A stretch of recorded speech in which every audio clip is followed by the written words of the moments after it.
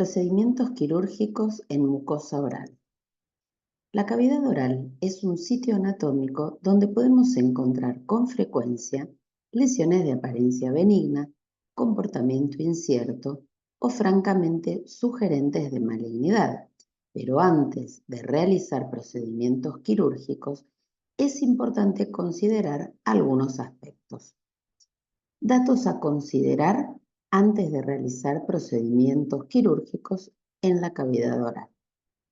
Debemos tener en cuenta estructuras anatómicas normales o sus variantes, lesiones que asientan en estructuras anatómicas funcionales, lesiones traumáticas susceptibles de responder a un tratamiento conservador y la realización de biopsias incisionales en lesiones vasculares de alto flujo. Por ejemplo, vemos aquí puntos de Fordyce, estructuras anatómicas normales, pliegues fimbriados, apéndices de frenillo y tiroides lingual. Cuando encontramos una tumoración en base de lengua, antes de realizar la resección, debemos solicitar una ecografía de la celda tiroidea para confirmar la presencia o la ausencia de la tiroides en su localización. También debemos recordar estructuras normales, anatómicas, como la desembocadura del conducto de Stenone o la desembocadura de los conductos de Wharton y de Ribin, lugares donde no es aconsejable realizar tomas biopsias. Si tenemos lesiones vasculares, debemos constatar si son de alto o bajo flujo antes de realizar algún procedimiento quirúrgico. Por lo tanto, vamos a solicitar ecografía Doppler color de partes blandas, donde vamos a confirmar si la lesión es de alto o bajo flujo. También vamos a tener lesiones traumáticas que pueden responder a un tratamiento conservador, como en este caso, donde vemos una irritación por roce, que se puede solucionar con la colocación de una placa termoformada, siendo innecesario cualquier otro procedimiento. Por ejemplo, en el caso de ulceraciones por ortopedia, hagamos una correcta anamnesis y no va a ser necesario realizar ninguna práctica en esa zona. Hay situaciones en las cuales a veces el paciente no lo comenta en la anamnesis, pero debemos considerar la localización de la lesión, la estructura con piezas dentarias que pueden traumatizar, como en el caso que estamos viendo aquí. ¿Cuáles son los procedimientos que podemos realizar en el consultorio de dermatología? Podemos hacer biopsias incisionales y excisionales utilizando anestesia tópica o anestesia infiltrativa. También podemos hacer exéresis por cirugía excisional, criocirugía o infiltración. Los instrumentos que debemos constar en el consultorio van a ser jeringas tipo insulina o tuberculina con aguja o jeringa hipodérmica y aguja 27G. También un tipo de jeringa que a mí me parece muy útil es la jeringa tipo Carpool con la aguja tipo Carpool y los cartuchos de anestesia. Las agujas son sumamente delgadas y son muy prácticas para realizar este tipo de procedimientos. Siguiendo con el instrumental quirúrgico, debemos disponer de una hoja de bisturí número 15, una pinza tipo Adson sin dientes. Cuando uno está manipulando estructuras orales, partes blandas, no es conveniente tener una pinza con dientes porque va a traumatizar mucho la lesión. También una tijera iris de punta curva, a mí me parece que es la más práctica para la boca. Y si se puede disponer también de una pinza de chalación, también va a ser útil. Punch no menos de 3 milímetros. También podemos tener estos que eliminan la muestra que queda en este sector. La verdad es bastante útil, pero bueno, el gasto es mayor que cualquier otro punch común y habitual. Con respecto a los anestésicos, podemos utilizar lidocaína al 5% en gel. Podemos hacer preparar, a mí me parece lo más correcto, lidocaína al 2% en hora base, vehículo que queda adherido a la mucosa oral. Y de acuerdo al tipo de jeringa que utilicemos, vamos a necesitar los cartuchos de lidocaína y adrenalina para la jeringa tipo carpool o los frascos con lidocaína al 2% y epinefrina. Con respecto a la hemostasia, son muy útiles las esponjas de gelatina hemostásica, conocidas como Espongostán. Se cortan en pedazos pequeños, como considero yo que es lo más práctico para una biopsia en la cavidad oral, y es sumamente útil. La podemos dejar cortada en un frasco y disponer de ella cuando hace falta. Pero bueno, podemos no disponer de esto. Entonces, vamos a utilizar el ácido tricloroacético al 30%, hisopo. Podemos tener cloruro de aluminio al 20%, o podemos tener también sulfato férrico al 20%, conocido como solución de Monsell, que en realidad en la cavidad oral, si deja una mínima mancha, va a ser prácticamente no visible y no va a tener ningún inconveniente. Bueno, ahora sí, con las manos en la masa. Vamos a ver qué biopsias podemos realizar en el consultorio. Primero tenemos que ver cuáles son las zonas de fácil acceso para nosotros. Por ejemplo, la semimucosa labial. De ser posible, respetar la línea de Klein, que es la línea de separación entre el bermellón y la piel. La mucosa labial, la mucosa yugal, el dorso y los bordes de la lengua son zonas fáciles, accesibles. Las encías también, pero de ser posible respetemos la papila interdental. Y así también el paladar duro es una zona accesible para realizar biopsias.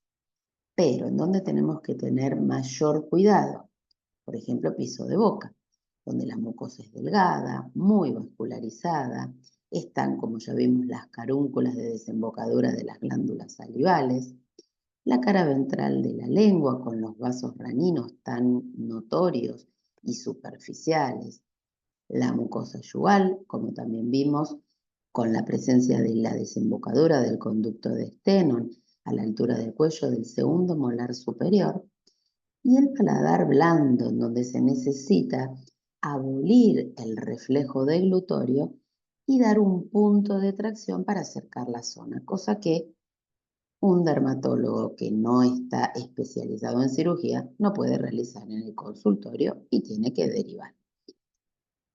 Aquí vamos a ver una quelitis granulomatosa de Miller que requiere biopsia con punch, lo mismo que esta quelitis glandular. Acá vamos a ver una paciente, no un niño, es más difícil a veces grabar un video realizando un procedimiento en un niño, pero es exactamente igual. Se hace la infiltración con anestesia, se coloca el punch hasta que hace tope. Fíjense que cuando uno utiliza lidocaína con epinefrina, no es demasiado el sangrado. Se toma la lesión con la pinza y se corta. Con la gasa se comprime y no es necesario, en biopsias de 3 milímetros, dar un punto de sutura. Podemos realizar también biopsias excisionales con anestesia tópica cuando hablamos de lesiones pequeñas, como por ejemplo acá, una verruga. Se coloca la lidocaína en una base, se toma la lesión con la pinza y con la otra mano agarramos la tijera y cortamos desde la base. Prácticamente un procedimiento rápido, sencillo, con mínimo sangrado. Aquí vemos lo mismo realizándolo en una niña. Se toma la lesión, con la tijera se corta, ahí la suelto para que vean la lesión, lo pequeña que es y lo fácil que es realizarla. Como vemos aquí, secamos, colocamos anestesia, tomamos la lesión, cortamos y fíjense que es simplemente un punto de sangre. Mínimo sangrado. Procedimiento muy fácil y sencillo. También podemos hacer un procedimiento de resección de la lesión con anestesia tópica e infiltrativa, como por ejemplo en este papiloma irritativo. Se seca la zona con una servilletita o con una gasa. Se coloca la anestesia tópica, como vemos acá. Hacemos la infiltración en la base de la lesión, mínima cantidad de anestesia. Tenemos listo el instrumental, tomamos la lesión con la pinza, la tijera en la otra mano y cortamos desde la base. Fíjense también, mínimo sangrado. Dejamos la muestra en una gasa, la colocamos adentro del frasco para realizar estudio histopatológico. Podemos hacer también biopsias excisionales de papilomas diapnéusicos. Después de infiltrar la zona, se toma firmemente la lesión con la pinza, se la toma en su totalidad, traccionando en la otra mano, se toma la hoja de bisturí o la hoja de bisturí en el mango, se corta por la base y no es demasiado el sangrado. Se seca con gasa. En general yo la dejo enroscadita y la pongo diciéndole al paciente que cierre fuerte apretando. Si disponemos de una pinza de chalazion es muy útil porque permite una mejor visualización del campo quirúrgico, permite también evertir de forma indolora superficies poco accesibles o traccionar de la base de la lengua, disminuyendo también el sangrado. Como vemos acá, se desenrosca con este sector, se abre la pinza de chalazion, se coloca el sector a biopsiar, tiene que quedar dentro de esta parte, de esta arandela fenestrada. Se cierra, se aprieta y ahí vamos a realizar el procedimiento. Al hacer esa compresión, va a sangrar mucho menos todavía. La biopsia de cavidad oral es una técnica fácil de realizar en el consultorio del dermatólogo si se tiene claridad acerca de la semiología y la anatomía bucal. Pero hay áreas de difícil abordaje o que están ubicadas en áreas que implican un mayor riesgo quirúrgico funcional. En estos casos, sin dudarlo, lo vamos a derivar a otro especialista, un dermatólogo cirujano, un cirujano de cabeza y cuello maxilofacial o un otorrinolaringólogo. No nos metamos, como digo siempre, a hacer procedimientos que nos exceden. Sabemos que hay alguien que lo hace mejor que nosotros, lo derivamos. Por ejemplo, en estos casos, con estos niños, con tumores de abricosós o con amartomas, por supuesto, derivados, y ni hablar en este caso de un rhabdomiosarcoma. ¿Qué hacemos con los mucoceles? Vamos a definirlo rápidamente. El mucocel es una lesión elevada, oval o redondeada, quística y translúcida, blanda y renitente, de contenido filante porque tiene la cialomusina. se forma por un traumatismo externo o interno o por obstrucción de las glándulas salivales menores, la obstrucción de los conductos de estas glándulas menores. En los niños, el primer sitio de localización es la mucosa del labio inferior, seguido, en segundo lugar, de la línea media de la cara ventral de la lengua, donde encontramos glándulas salivales pequeñas llamadas glándulas de Blandenmann. Mucoceles en mucosa del labio inferior y mucoceles en cara ventral de lengua, línea media, mucoceles de Blandenmann. ¿Cuáles son las opciones terapéuticas para tratar un mucocele? Se puede hacer la resección por exéresis quirúrgica, se puede realizar criocirugía o se puede hacer también infiltración en grupo de niños pequeños, de menor edad. La exéresis por cirugía excisional en realidad es ideal para pacientes de un poquito más de edad, o sea, de 12 años para arriba, ¿sí? Tratemos de evitarla en niños pequeños. Se infiltra la zona, se marca con punch o con hoja de bisturí. Se trata de evertir desde la cara cutánea, se toma con pinza y se va divulsionando para que salga entera la glándula salival. Se seca la zona, se puede coagular si tenemos algo, algún hemostático a mano, y se dan 1 o 2 puntitos según el tamaño de la lesión. Un mes post cirugía, 2 meses post cirugía, y a los 3 meses prácticamente no queda cicatriz. Criocirugía. La criocirugía la podemos indicar también en estos mucoceles del labio inferior. Se realiza la anestesia con jeringa de Carpool si la tienen mejor, sino con la otra que ya vimos que son habituales y comunes en el consultorio. Por ejemplo, el doctor Velasco realiza este procedimiento destechando primero el mucocele, como vemos aquí.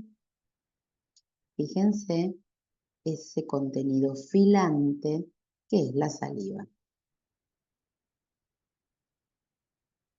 Se seca la zona y se pasa a ciclo de congelación y descongelación de 10 segundos, pudiendo repetir el procedimiento en lesiones de mayor tamaño. Recordemos que la criocirugía edematiza bastante la zona y más en cavidad oral. Pero fíjense el paciente que es niño de, creo que tenía 11 años, no se nota demasiado molesto. Son procedimientos dentro de todo sencillos. Una vez que realiza la criocirugía, se topica, como vemos aquí, con TCA al 50%, frotando con la gasa,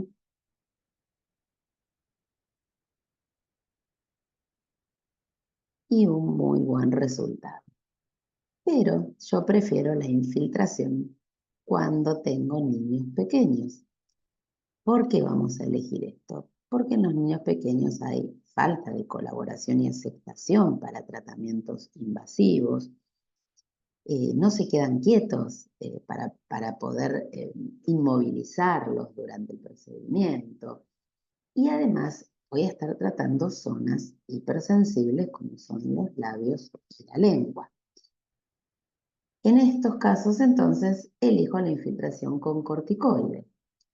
No hay efectos adversos, es un procedimiento económico, rápido, sencillo y sumamente efectivo. Se utiliza la cetonida de triamcinolona, frasco ampolla, uso intraarticular o intradérmico. Recordemos que debemos usarla rápidamente porque sedimenta en la génica. Vamos a utilizar jeringa tipo insulina o tuberculina con aguja o jeringa hipodérmica y aguja 27G. La cetonida de triamcinolona viene en concentraciones de 6 miligramos por mililitro. Se toman 0,1 a 0,15 mililitros por semana, máximo 4 semanas. Y de ser posible, podemos drenar el contenido previo a la infiltración, sobre todo cuando los mucoceles, como el que estamos viendo aquí, tienen un tamaño considerable. Entonces, con cuidado, hacemos aspiración del contenido del mucocele y fíjense cómo vemos que viene un líquido citrino amarillento, que es la cialomucina que tiene este mucocele en su interior.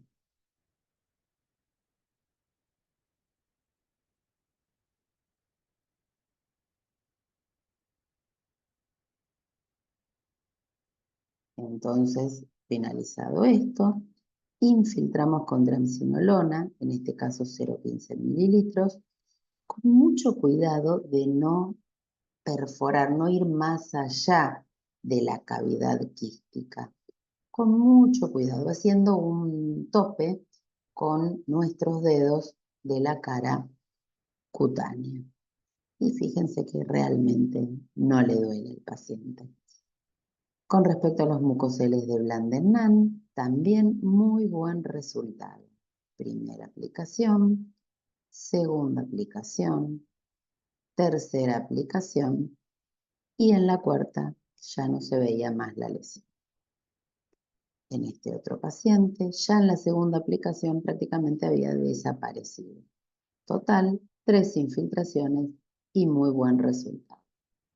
En este mucocele de mayor tamaño, ya con la segunda aplicación prácticamente no se veía la lesión. Por supuesto que acá también voy a aclarar, es muy importante chequear cómo está el estado de las piezas dentarias, porque si hay alguna falta, si hay alguna irregularidad o si hay algún hábito de parte del paciente que haga succión o que lo roce, esto también va a propiciar la mala respuesta al tratamiento. Para terminar con la corticoterapia intralesional, es una alternativa terapéutica en niños pequeños, de bajo costo, buena tolerancia y sin efectos adversos.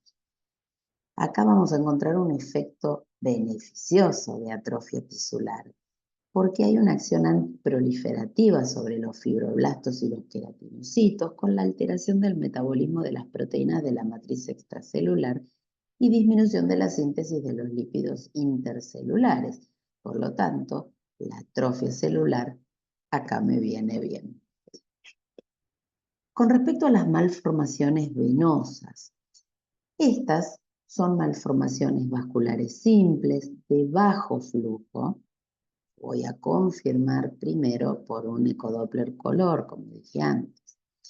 Están presentes desde el nacimiento, se pueden evidenciar también tiempo después y se observan como masas blandas, azules o violáceas, no pulsátiles, fácilmente compresibles a la palpación. Generalmente se localizan en la cavidad oral, en cualquier zona de la cavidad oral.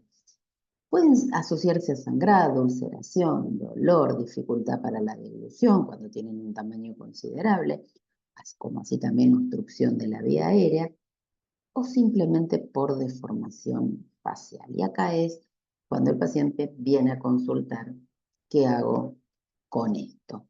Y ahí podemos hacer escleroterapia. Aclaro nuevamente, primero chequeemos lo que estamos tratando. No tratemos a ciegas las lesiones. Pidamos estudio de imágenes y nos quedamos tranquilos. ¿Qué voy a utilizar para la escleroterapia? El polidocanol al 1%. Puedo usarlo puro o puedo diluirlo con la misma, por ejemplo, 1 mililitro de polidocanol y 1 mililitro de lidocaína.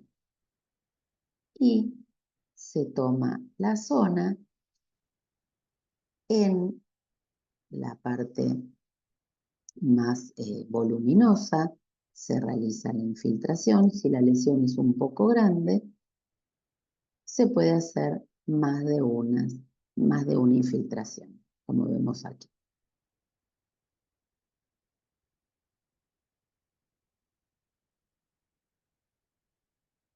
En ese caso, puede ser útil, como dije recién, agregar también lidocaína.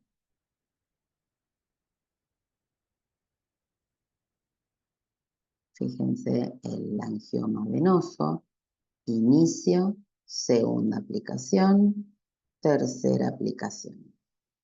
Aquí vemos la cuarta, prácticamente no se ve, o sea, muy buena respuesta al tratamiento. Cuarta infiltración con polidocanol al 1%.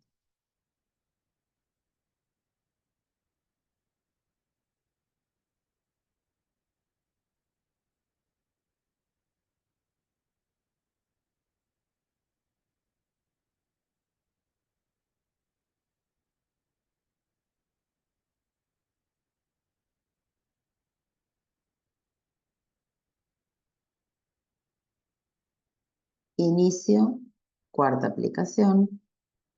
Yo creo que un 95% de mejoría tuvo esta paciente.